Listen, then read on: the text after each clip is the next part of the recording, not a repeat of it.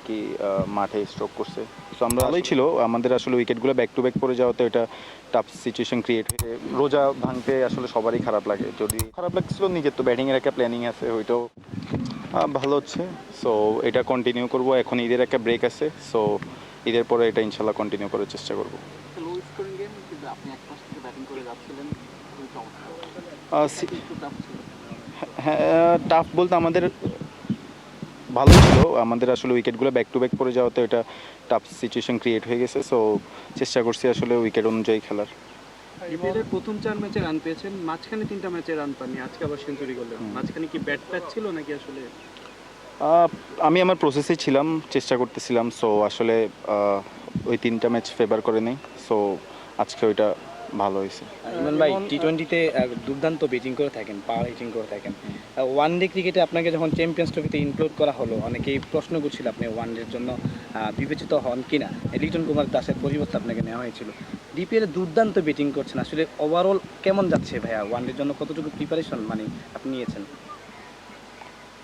ডিপিএলটা ভালো যাচ্ছে। সো আমি চেষ্টা করতেছি যে কনসিস্টেন্ট থাকার, পারফরমেন্সটা কনসিস্টেন্ট রাখার। সো ইনশাল্লাহ চেষ্টা করবো এটা কনসিস্টেন্টলি শেষ করবো ডিপিএলটা সরি। যেমন তামিম ভাইয়ের খবরটা কখন শুনেছেন? শুনে মাঠেই শুনছি, আসলে খারাপ লাগছে। তামিম ভাই নাকি মাঠে স্ট্রোক করছে। সো আমরা আসলে যে যতটুকু পারতেছিলাম, যে দোয়া করতেছিলাম যেন উনি তাড়াতাড়ি সুস্থ হয়। সো আমি ব্যাটিংয়ে যাওয়ার আগে শুনতেছিলাম যে উনি একটু ভালো অবস্থায় আছে। তো তখন একটু ভালো লাগতেছিল, ব্যাটিংও যাচ্ছিলাম, একটু ওনার জন্য খারাপ লাগতেছিল। নিজের তো ব্যাটিংয়ের একটা প্ল্যানিং আছে, ওইটাও আসলে একটু টাফ ছিল। টিম সবগুলো ভালো করছে। সো আমরা আসলে একটা প্রসেসে আছি যে আমরা জেতার জন্য খেলতেছি। আমাদের সবাই বলাররাও ভালো করতেছে, ব্যাটসম্যানরাও ভালো করতেছে। সো যার কারণে আমরা পার্টিকুলার ডেতে উইন হচ্ছে।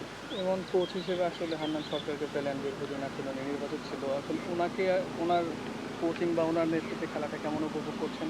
ওনাকে নিয়ে কি বলবেন? অনেকদিন ভালো ভালো ভালো লাগতেছে। স্যার আমাদেরকে ফ্রিডম দিচ্ছে, যেটা সত্যি কথা পুরো টিমকেই ফ্রিডম দিচ্ছে। যার যেটা নিড ওইভাবেই করতে ইচ্ছে, জোর করে কোনো কিছু চাপাই দিচ্ছে না। সব ভালো যাচ্ছে ওনার। ইমন ভাই, তামিম ইকবালের হার্ট অ্যাটাকের পর আজকে জিনিসটা আরও বেশি হলো যে রমজান মাসে খেলাটা একটু কষ্টকর। আপনি কি মনে করছেন আসলে কি রমজান মাসে খেলাটা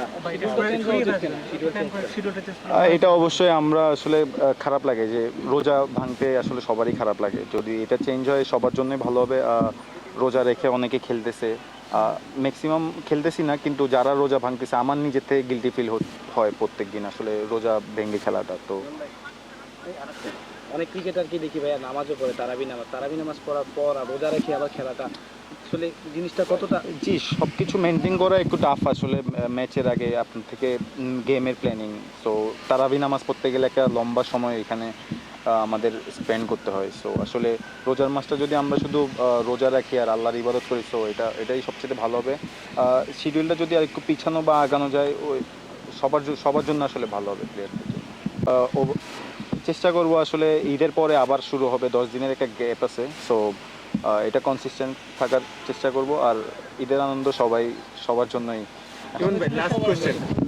আবাহনী যখন প্রথম ম্যাচটা হেরে গেল, এরপরে আপনাদের টুর্নামেন্ট শুরুর সময় বলা হয়েছিল যে আবাহনী এবার দল সেভাবে আসলে গড়ে ওঠেনি। আপনারা মাঠের খেলায় আবার সেটি দেখা গেল না, আপনারা 7টি ম্যাচ পরবর্তীতে জিতে গেলেন। আবাহনীর মূল মন্ত্রটা কি? আপনারা কিভাবে? আমরা আসলে বাইরের কথা এত কেয়ার করতেছিলাম না, আমরা আসলে সবার প্রসেসেই থাকার চেষ্টা করতেছিলাম।